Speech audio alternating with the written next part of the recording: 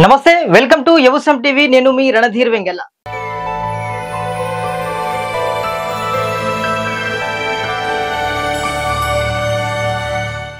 చాలా మంది పత్తి రైతులంతా కూడా తమ పొలాలను సైతం సిద్ధం చేసుకుంటున్నారు.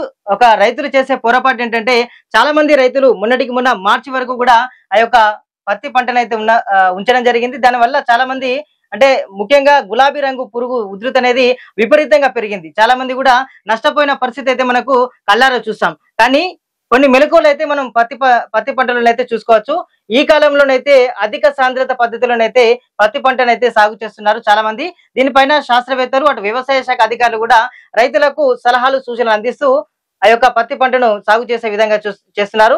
అధిక సాంద్రత పత్తిని ఏ నెలలో పెట్టుకోవాలి, ఎలాంటి లాభాలు చేకూర్చే అవకాశాలు ఉన్నాయనే విషయాలను మనం చర్చించుకునే ప్రయత్నం చేద్దాం. ప్రజెంట్ మనతో పాటు జమ్మికుంట కేవీకి అగ్రానమీ శాస్త్రవేత్త జక్కుల విజయ్ గారు ఉన్నారు. వారిని అడుగుదాం, మరిన్ని విషయాలు తెలుసుకునే ప్రయత్నం చేద్దాం. సార్ నమస్కారం. నమస్తే. ముఖ్యంగా చాలా మంది రైతులు మొన్నటికి మొన్న మార్చి వరకు కూడా ఇంకా పత్తి పంటను ఉంచారు. ఇంకా కొంతమంది వాడిని కల్టివేటర్ చేయలేదు, దాన్ని దున్నేయలేదు. దానివల్ల కూడా గులాబీ రంగు పురుగు ఉధృతి విపరీతంగా అవుతుందని మనం చూస్తూనే ఉన్నాం సార్. దానివల్ల చాలా నష్టాలు ఉన్నాయి. చాలా మంది రైతులు ఇప్పుడు అధిక సాంద్రత పద్ధతిలోనైతే మొగ్గు చూపుతున్న పరిస్థితి. ఎందుకంటే మీలాంటి శాస్త్రవేత్తలు, అటు అధికారుల సూచనల మేరకు సాగు చేస్తున్నారు సార్. అధిక సాంద్రత పత్తి పంటకు సంబంధించి పూర్తి వివరాలు ఒకసారి మీరు తెలియజేయండి. ఎంత విత్తనం అవసరం ఉంటుంది, మొత్తం క్లియర్ కట్ చెప్పండి. రైతు సోదరులందరికీ నమస్కారము.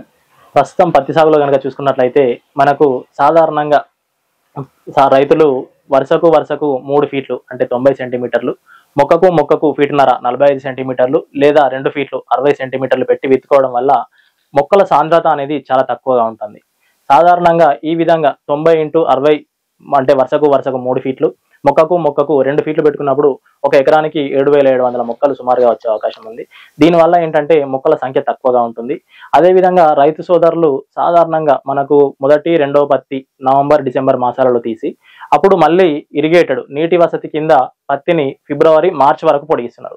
దీనివల్ల ఏమవుతుందంటే పత్తిలో గులాబీ రంగు పురుగు ఉధృతి అనేది ఎక్కువగా అవుతుంది. అదేవిధంగా ఇంకొకటి ఏంటంటే మనకు తేలిక నేలలలో, ఎర్రచెలక భూములలో సాగు చేసేటప్పుడు ఇటువంటి పద్ధతులను పాటించడం వల్ల దిగుబడులు చాలా తక్కువగా వస్తున్నాయి. దీనివల్ల రైతులకు నికర ఆదాయం అనేది తగ్గుతుంది. అదేవిధంగా భూమి యొక్క సారం అనేది కూడా దెబ్బతింటుంది. సో ఇటువంటి పరిస్థితులలో ఈ ప్రాబ్లమ్స్ను, ఇటువంటి సమస్యలను అధిగమించి మనము పత్తి సాగు చేసుకోవడానికి, పత్తిలో లాభాలు గాడించడానికి ఉన్న ఏకైక మార్గము అధిక సాంద్రత పద్ధతిలో పత్తి సాగు చేయడం. ఈ అధిక సాంద్రత పద్ధతిలో పత్తి సాగు చేయడం అంటే మనము వరుసల మధ్య, మొక్కల మధ్య దూరాన్ని తగ్గించి ఎకరానికి రావాల్సిన మొక్కల కంటే ఎక్కువ మొక్కలను పెంచుకొని ఎక్కువ మొక్కలను వచ్చే విధంగా పత్తి సాగు చేసుకోవడమే అధిక సాంద్రత పద్ధతి. సో సాధారణంగా మనము 90 వరుసకు 3 ఫీట్లు, మొక్కకు 2 ఫీట్లు వాడినప్పుడు ఎకరానికి 7,700 మొక్కలు వస్తున్నాయి. అయితే అధిక సాంద్రత పద్ధతిలో వరుసకు 3 ఫీట్లు 90 సెంటీమీటర్లు అదే విధంగా ఉంచి మొక్కకు అర ఫీటు లేదా మొక్కకు ఫీటు అంటే 90x15 లేదా 90x30 వరుసకు 3 ఫీట్లు, మొక్కకు అర ఫీటు లేదా 1 ఫీటు దూరంలో విత్తుకున్నప్పుడు మనకు ఎకరానికి ఒక 15,000 నుంచి 30,000 మొక్కలు వచ్చే అవకాశం ఉంది. ఈ అధిక సాంద్రత పద్ధతిలో కనుక మనం చూసుకున్నట్లయితే సాధారణంగా 90x15 సెంటీమీటర్ల పద్ధతి, 90x15 సెంటీమీటర్లో కనుక విత్తుకున్నప్పుడు సాధారణంగా ఈ అధిక సాంద్రత పద్ధతికి అనుకూలమైన నేలలు కనుక చూసుకున్నట్లయితే ఎర్ర నేలలు కానివ్వండి, తేలిక నేలలు, ఎర్ర చిలక నేలలు లేదా తేలిక నేలల్లో ఈ అధిక సాంద్రత పద్ధతికి అనుకూలంగా ఉన్నాయి.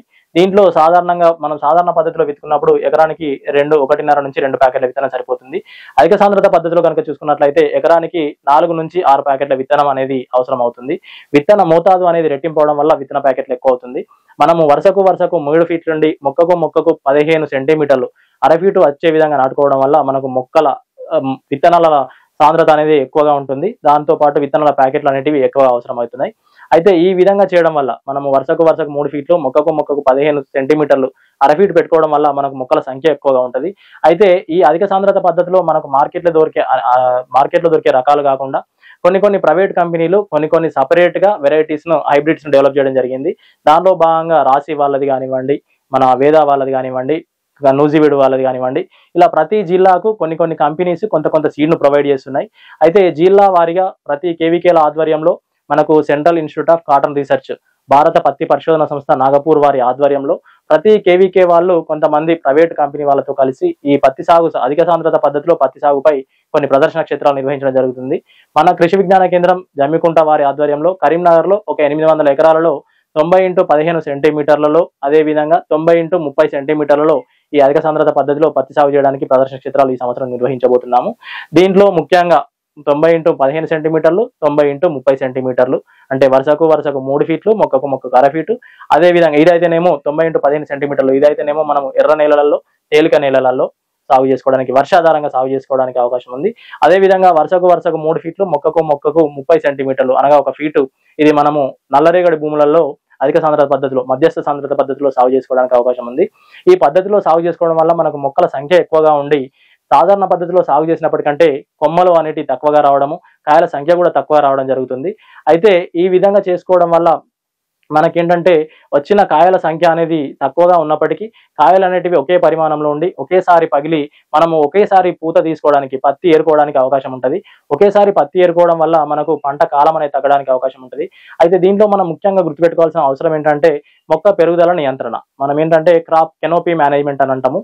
దీంట్లో భాగంగా మనము విత్తనం విత్తిన 45 రోజుల్లో ఒకసారి చమత్కార్ అని చెప్పేసి మనము మెపిక్వాక్లోరైడ్ అనే మందును, అనే గ్రోత్ హార్మోన్ ను పిచికారీ చేయాల్సి ఉంటుంది. ఇది సాధారణంగా 45 రోజులకు ఒకసారి, ఆ తర్వాత 60 నుంచి 65 రోజులకు ఒకసారి, ఆ తర్వాత 90 నుంచి 95 రోజులకు ఒకసారి 2 లేదా 3 సార్లు పిచికారీ చేయాల్సిన అవసరం ఉంటుంది. మనం పత్తి పెట్టిన తర్వాత వర్షాలు బాగా ఉండి మొక్క పెరుగుదల ఎక్కువగా ఉన్నప్పుడు మొక్క పెరుగుదల నియంత్రించడానికి, మొదటగా ఏర్పడిన కాయల యొక్క సైజు, పరిమాణము అనేది ఈక్వల్ గా ఉండడానికి మనము మొక్క యొక్క పెరుగుదల నియంత్రిస్తున్నాము. దీనిలో భాగంగా 45 రోజులకు మొక్క యొక్క 5 కనుపుల మధ్య దూరము 20 సెంటీమీటర్ల కంటే ఎక్కువగా ఉన్నప్పుడు, పైన వచ్చే 5 కనుపుల మధ్య దూరము ఒక్కో కనుపుకు 4 సెంటీమీటర్ల చొప్పున, 5 కనుపుల మధ్య దూరం 20 సెంటీమీటర్ల కంటే ఎక్కువగా ఉన్నప్పుడు మనము సూచించిన ఈ చమత్కార్, మనకు మెపిక్వాక్లోరైడ్ అనేది చమత్కార్ రూపంలో అవైలబుల్ గా ఉంది మార్కెట్ లో. ఈ మందును కనుక మనం తీసుకొని లీటర్ నీటికి 1 ml చొప్పున కలిపి పిచికారీ చేసుకున్నట్లయితే మొక్క పైన పెరిగే పెరుగుదలను నియంత్రించుకొని కొమ్మల సంఖ్య అనేది ఈక్వల్ గా ఉండి, మొదటగా ఏర్పడిన కాయలు తర్వాత ఏర్పడిన కాయలతో సమానంగా ఉండి, కాయ బరువు అనేది, కాయ మందము అనేది ఈక్వల్ గా ఉండి మనకు ఒకేసారి పెరగడానికి, ఒకేసారి పత్తి పగలడానికి అవకాశం ఉంటుంది. ఒకేసారి పత్తి పగలడం వల్ల మనం ఒకేసారి ఏరుకోవడానికి అవకాశం ఉంటుంది. అయితే ఈ పెరుగుదల నియంత్రణకారిని 40 నుంచి 50 రోజుల్లో ఒకసారి, అదే విధంగా భూమిలో ఉండే పోషకాలను ఎక్కువగా తీసుకొని వర్షాలు ఎక్కువగా వచ్చినప్పుడు మొక్క అనేది ఎక్కువగా పెరగడానికి అవకాశం ఉంటుంది. కాబట్టి రెండోసారి కనుక మనము 60 నుంచి 70 రోజుల మధ్యలో కనుపుల మధ్య 5 కనుపుల మధ్య దూరం 20 సెంటీమీటర్ల కంటే ఎక్కువగా ఉన్నప్పుడు మనం ఈ మెపిక్వాక్లోరైడ్ అనే మందును లీటర్ నీటికి 1.5 ml చొప్పున కలిపి పిచికారీ చేసుకున్నట్లయితే మనకు మొక్క అనేది పెరుగుదల ఆగిపోయి కాయ పరిమాణం అనేది ఈక్వల్ గా ఉండడానికి అవకాశం ఉంటుంది. ఈ విధంగా చేయడం వల్ల మనం ఒకటేసారి మనం వెతుకునే సమయాన్ని బట్టి నవంబర్ మొదటి లేదా చివరి వారంలో, డిసెంబర్ మొదటి వారం వరకు మనం పత్తి మొత్తం ఏరుకొని డిసెంబర్లోనే మనం పంట హార్వెస్ట్ చేసుకోవడానికి అవకాశం ఉంటుంది. మనము సాధారణంగా ఈ పద్ధతిని వర్షాధారంగా మాత్రమే చేయాలి. ఎప్పుడైతే మనకు డ్రాట్ పీరియడ్ అనేది ఎక్కువగా ఉండి కంటిన్యూస్ గా వర్షాలు పడనప్పుడు చివరి సమయంలో చివరిగా ఒకసారి ఇరిగేషన్ ఇచ్చుకొని ఆ పంటను కనుక మనం నవంబర్ లేదా డిసెంబర్ వరకు క్లోజ్ చేసుకున్నట్లయితే ఆ తర్వాత రెండో పంట సాగు చేసుకోవడానికి అవకాశం ఉంటుంది. ఏదైతే ఈ పద్ధతిలో సాగు చేయడం వల్ల మనం సాధారణ పద్ధతిలో సాగు చేసినప్పుడు వచ్చే రసం పీల్చే పురుగుల సమస్య అనేది దీంట్లో కొంచెం తక్కువ గమనించడం జరుగుతుంది. అదే విధంగా మన కాయతొలుచు పురుగుల్లో ముఖ్యంగా ఆశించేది గులాబీ రంగు పురుగు. ఈ గులాబీ రంగు పురుగు మనకు మొదటగా డిసెంబర్ మాసంలో ఎక్కువగా వస్తుంది. మనం డిసెంబర్ వరకే పంటను మొత్తము మనం పూర్తిగా పంట తీసుకున్నట్లయితే అప్పటి వరకే మనకు ఈ గులాబీ రంగు పురుగు ఉధృతి తగ్గించుకోవడానికి అవకాశం ఉంటుంది. ఆ తర్వాత మనం డిసెంబర్లో కనుక చూసుకున్నట్లయితే పంట తీసేసిన తర్వాత మనకు అందుబాటులో ఉన్న రకాలను ఉపయోగించి సన్ఫ్లవర్ కానివ్వండి, లేదంటే పప్పు దినుసుల పంటలు కానీ సాగు చేసుకోవడానికి అవకాశం ఉంటుంది. ఒక వీలు కాని పరిస్థితుల్లో జనవరి మొదటి వారం వరకు మనం పంట తీసేసుకున్నా కానీ జనవరి 15 తర్వాత నువ్వుల పంటను సాగు చేసుకోవడానికి అవకాశం ఉంటుంది. ఈ విధంగా సాగు చేయడం వల్ల మనకు కొంత ఏదైతే ఖర్చు ఉందో ఖర్చు పెరిగినప్పటికీ మనకు దిగుబడులు అనేవి ఎక్కువగా రావడం వల్ల మనకు ఈ ఈక్వల్ గా అవడానికి అవకాశం ఉంటుంది. సాధారణ పద్ధతిలో కనుక చూసుకున్నట్లయితే ఎకరానికి 7 నుంచి 9 క్వింటాలు వచ్చినప్పుడు ఈ అధిక సాంద్రత పద్ధతిలో కనుక చూసుకున్నట్లయితే ఎకరానికి 10 నుంచి 12 క్వింటాల దిగుబడి అనేది గమనించడం జరిగింది పోయిన సంవత్సరం. ఈ సంవత్సరం కూడా మనకు దిగుబడులు పెరుగుతాయనే ఆశతో మనం ఖచ్చితంగా అధిక సాంద్రత పద్ధతిలో సాగు చేసుకోవడం వల్ల మనము పంటను డిసెంబర్ వరకు తీసేసుకొని గులాబీ రంగు పురుగు ఉధృతిని తగ్గించుకొని రెండో పంటగా వేరే పంటలను సాగు చేసుకోవడానికి అవకాశం ఉంది. కాబట్టి రైతులందరూ అధిక సాంద్రత పద్ధతిలో సాగు చేసుకోవడానికి ఆలోచించాల్సిందిగా తెలియజేస్తున్నాము.